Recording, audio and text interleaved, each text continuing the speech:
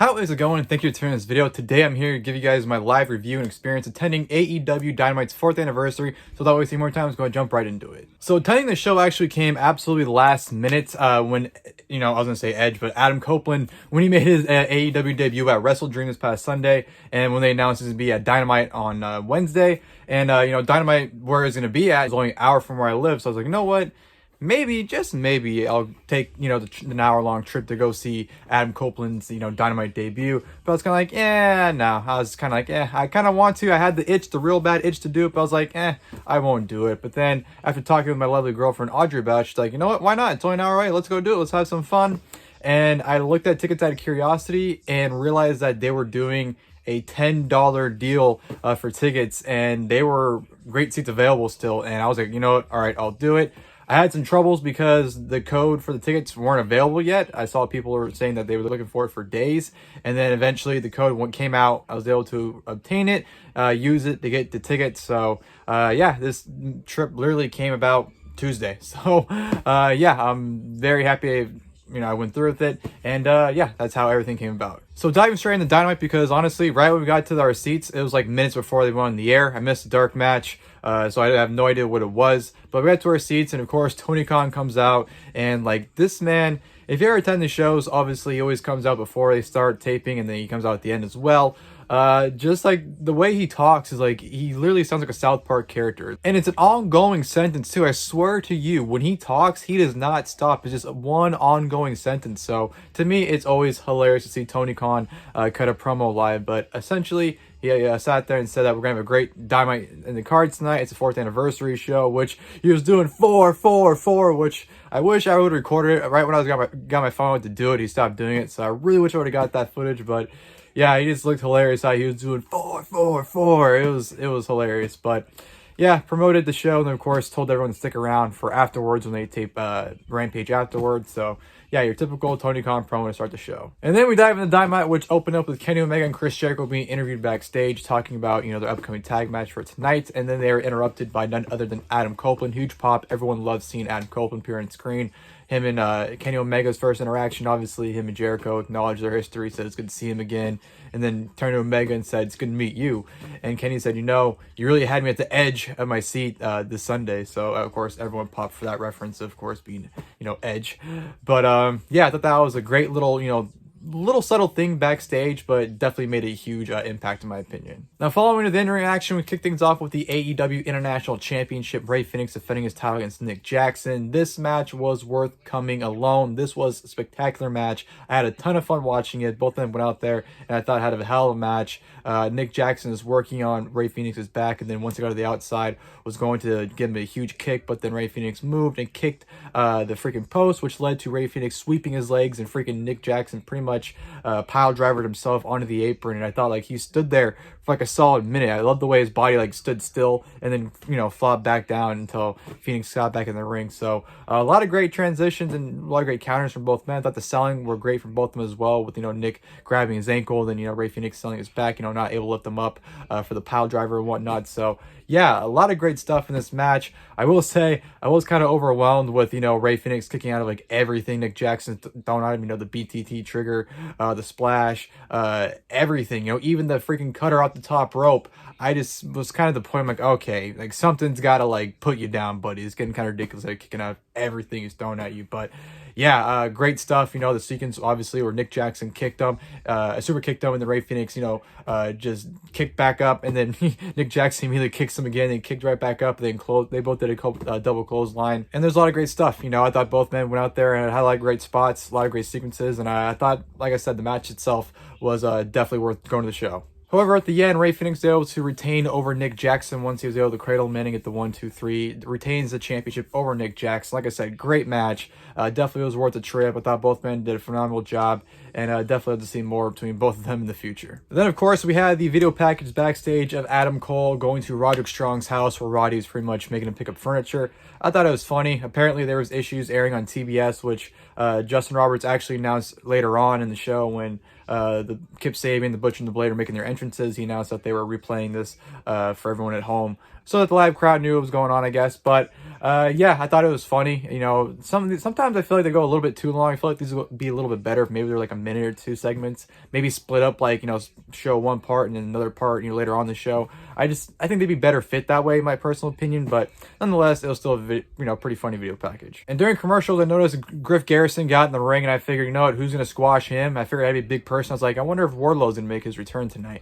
And what happened? Wardlow makes his return to come out and absolutely destroy Griff Garrison. He comes out, just straight up attacks him, gives him not one, not two, not three, not four, but 5 power bombs and pins him 1, 2, 3, and just bails out of the ring and runs away. So yeah, I thought it was a great squash. Wardlow, I mean, I'm not really a huge fan of like his hair. It looked like he just rolled out of bed and just went out for the squash and just left.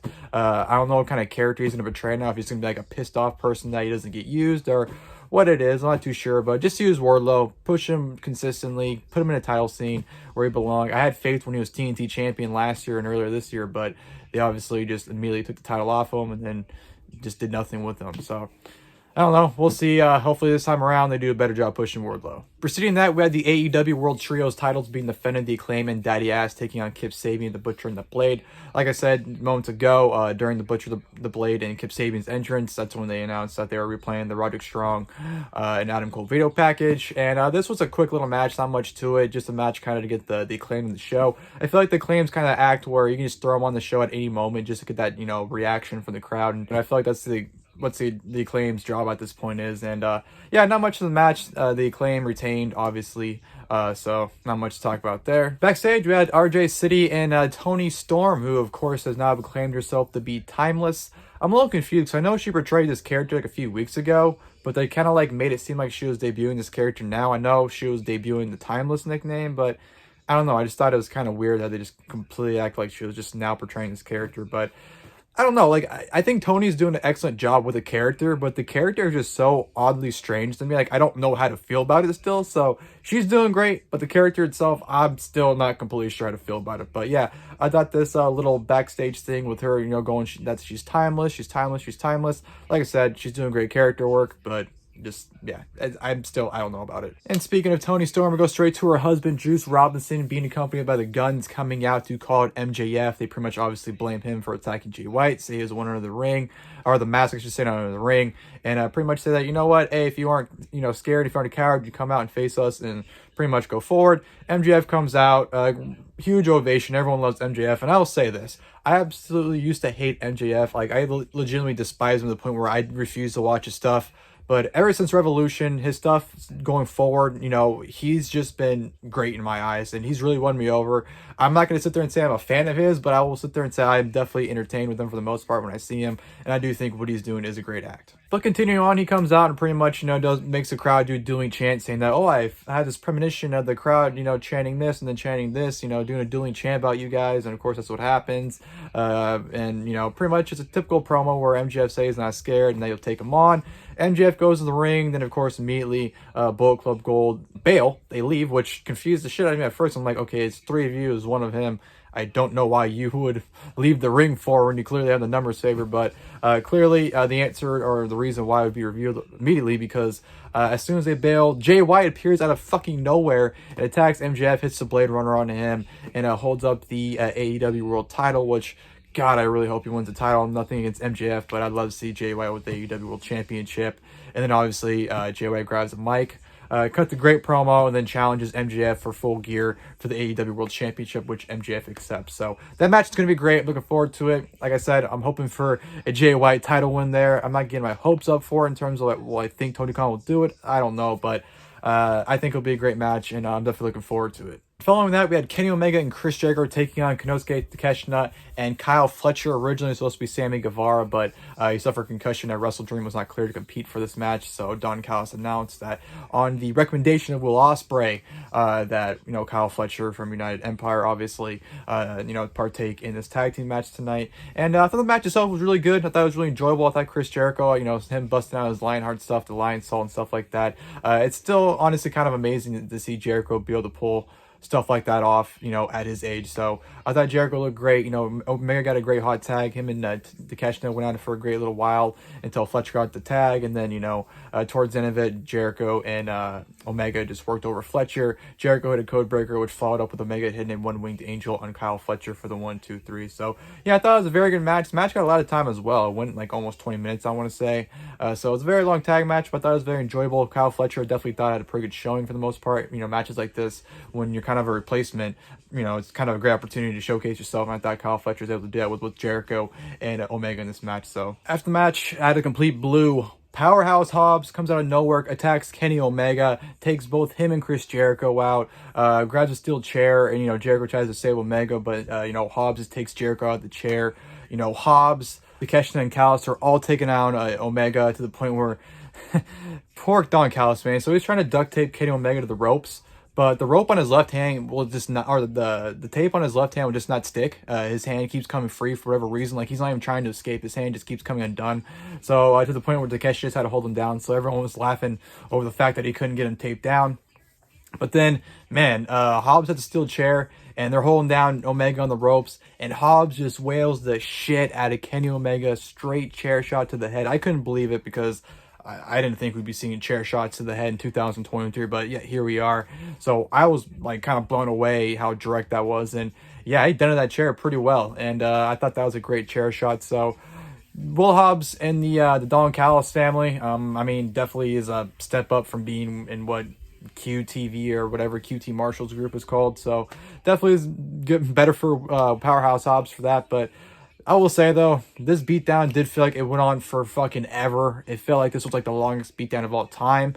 And the point, it was funny, too, is, like, you're watching this, you're like, there's, like, no one that's going to stop this. Like, none of the security, the Young Bucks aren't going to come out and help Kenny. Like, it was almost, like, comical to the point, like, it went on that long. Like, how no one's even tried to stop it as well. So, I don't know. I thought it was, like, good for Hobbs. But, like I said, it felt very long.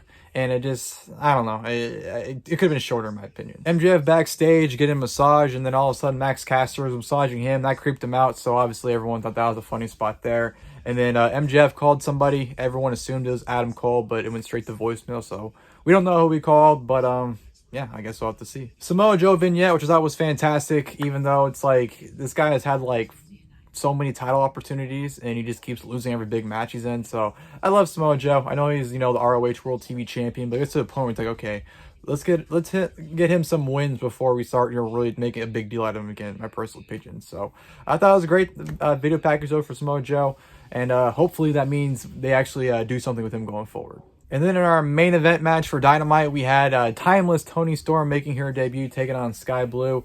Honestly, I thought this would just be a straight squash for Toni Storm, but this match went on a good little while, and I'll say this, not a single person gave a flying fuck for this match. Nothing, against either women. The match itself was fine. There's nothing bad about it, but it's just like, everyone was they were just at the point where they're ready to see Adam Copeland, so everyone's just like, all right, come on, let's wrap this up and let's get to the main segment here. So yeah, not much to it. Toni Storm got the victory with the Storm Zero, and yeah, I thought she played great character work in the match, and Skye Blue had a good amount of offense as well, so nothing to complain about, but like I said, just no one was interested in it. And then we go to the main event segment of Dynamite. Tony Schiavone's in the ring, and he welcomes none other than Adam Copeland, making his Dynamite debut. Very, very excited. Everyone was pretty much probably there to see him for the most part. I know they probably sold a good amount of tickets probably the last few days. That's what sold me to the show. I wouldn't have been there if it wasn't there. So, very, very huge ovation for him coming out. Everyone was excited to see him. He comes out, and he was very excited to see Tony Schiavone, marking out for him, saying that, he grew up on him, so it's crazy for him to sit in the middle of the ring with him. And, the promo he cut was pretty much exactly what he alliterated in an interview he did a couple days ago about, why he went to AEW. He pretty much said the exact same things in the interview, that, he had his options, retirement, potentially stay in WWE, or, finish things off with Uncle Jay, Christian. And he has put those plans down in front of his kids, and his kids told him, hey, go finish things off with Uncle Jay, and that's exactly what he's doing in AEW. He wants to be in AEW to finish his career with Christian. He wants to be a tag team again with Christian. He calls him out. Christian comes out, and I'm like, this is going to be great to see, Edge and Christian. Who would have thought seeing these two in the ring, period, in 2023, let alone in AEW? Just absolutely mind-blowing to even think about that. Even 2 years ago was mind-blowing to think that. But Edge, I keep calling him Edge. Adam Copeland, Christian in the middle of the ring. And then, Copeland pretty much tells him how it is. Like, hey, I want us to be a tag team again. I want us to be the tag team champions. I want us to take on FTR, Young Bucks, all these tag teams in AEW. I want us to do that as a tag team. You know, and he's really selling Christian on the idea. It's like, come on, man, let's do this. Let's be a tag team. Let's finish our careers together like we started them. And, you know, Edge puts his arms out to embrace him, and Christian embraces him. So it's when they're hugging it out, I'm sitting there thinking, all right, Christian's going to nail him with a title or something, right? Nope. Even better. Christian slowly brings the mic to his face and just goes, go fuck yourself. And I popped huge because even though it's a very little subtle thing, that, like, to tell him to go fuck yourself after something that emotional, and it's something that makes Christian's character so great. So I absolutely marked out for Christian telling Edge, Adam Copeland, apologies, to go fuck himself. And obviously he walks out of the ring, and then as he goes to the stage, he goes, you know, and by the way, here's a preview of what you're going to have to face this Tuesday on Dynamite Title Tuesday, and that leads to Luchasaurus coming out and Nick Wayne as well, and they all kind of just sit there and stare at Adam Copeland to end Dynamite. So, yeah, I thought the promo was fantastic. I thought Christian is coming out and just telling him to go fuck himself and leaving was fantastic. So, yeah, that segment definitely was worth going to the show for as well. That opening match between Rey Fenix, Nick Jackson, and Adam Copeland and Christian Cage segment, those two things alone definitely was worth the triple, in my opinion. And then afterwards, after the show went off the air, Adam Copeland stayed in the ring. He was then, you know, attacked by Luchasaurus. Luchasaurus tried to choke slam him, but Edge got out of it. I'm probably going to keep calling him Edge, so I apologize to keep doing that. It's just easier to call him Edge than Adam Copeland. It's going to take a minute still to, you know, get used to calling him just Adam Copeland. But Copeland hits the spear on Luchasaurus, then Nick Wayne tries to run in to attack him, but he immediately hits a spear on Nick Wayne as well, and then, you know, him and Christian stare down before they all cleared the ring. So, yeah, that was a little moment that happened afterwards as well, and then, obviously, we transitioned into the Rampage tapings. And to dive in the Rampage, we opened things up with an 8-man tag team match, the Hardys and Best Friends taking on Jake Hager, Daniel Garcia, Daddy Magic, and Cool Hand Ange. To be perfectly honest, this was a fine match, not much to it, though. There was a moment where Jeff Hardy and Daniel Garcia had a dance-off where, you know, Garcia obviously was doing his arm thing, and Jeff Hardy was doing his hand thing, so that was a pretty funny moment in the match. At one moment, the Hardys and Best Friends had everyone in their own corners, and then, you know, they were all kind of beating them down to a 10 count with everybody, so the faces had their moments. But yeah, there's a lot of chaos in this match and everything. Moment came down to where Daniel Garcia accidentally, I forgot if he hit somebody into her or off the apron or what happened, but someone got shoved in the Anna Jay, so that distracted him, and he ended up eating a twist of fate from Matt Hardy, followed by a do-buster from Trent Beretta, and then a swanton tom from Jeff Hardy. So 1, 2, 3. The Hardys and Best Friends get the victory. Like I said, it was a fine match, not much to it.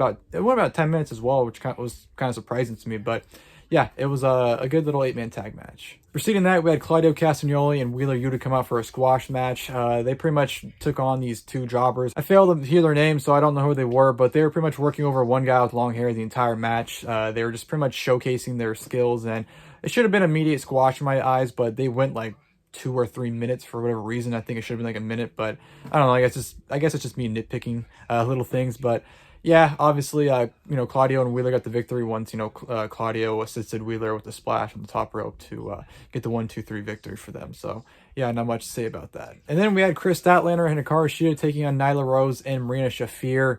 This match honestly felt like it dragged on forever. I know it's going to be the main event when it airs because, you know, when they came out, Justin Roberts said with TV time remaining, so this will air in the main event of Rampage on TV. But it felt like it went on forever. I want to say like it went at least 10 minutes because at least it felt like it went on for at least 10 minutes. So I wasn't honestly a fan of it. Before the match even starts, Nyla and Marina attack them, taking out Kris Statlander, and they pretty much worked over Hikaru Shida a majority of it until Kris Statlander got the hot tag. I thought once you got the hot tag, the match would probably end fairly quickly, but no, it didn't. The match went on like another 5 minutes, it felt like. So, like I said, Statlander got the hot tag, tagged in Shida.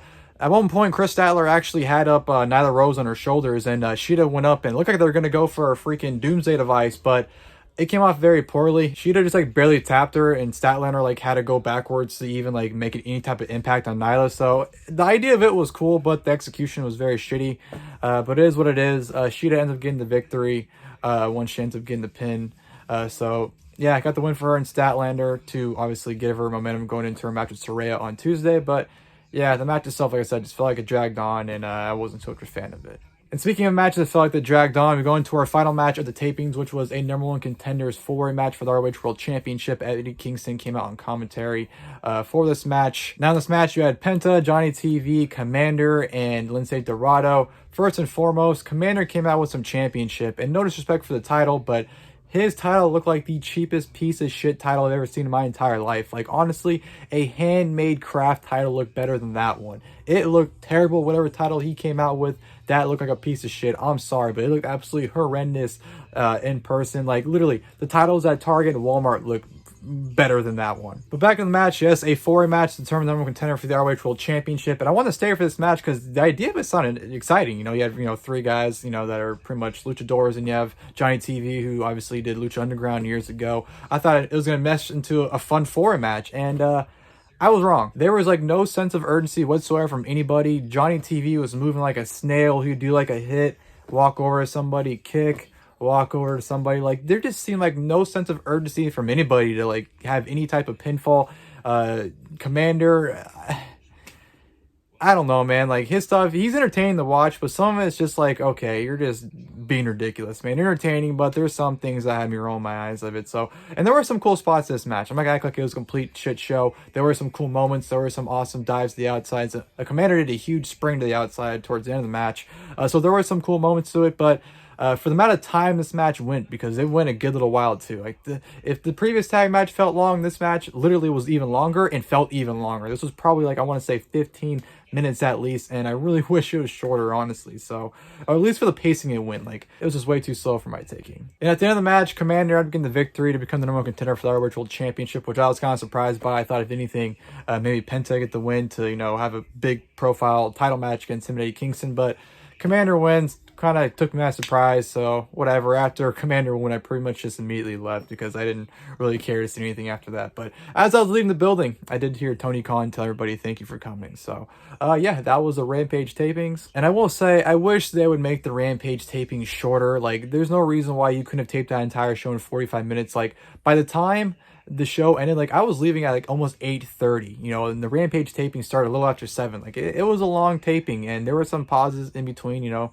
they had to do some, you know, testing. Like, even when Eddie Kingston came out, they were doing sound testing, and literally it was like 5 minutes. I'm like, how long do you need to sound test stuff to make sure it works before it happens? Like, I don't know. I understand they gotta check some stuff, maybe check, you know, change the ring apron and whatnot, but I just feel like the Rampage portion of it, you know, obviously you had your main show, and Rampage, you're already taping another show after a 2-hour show.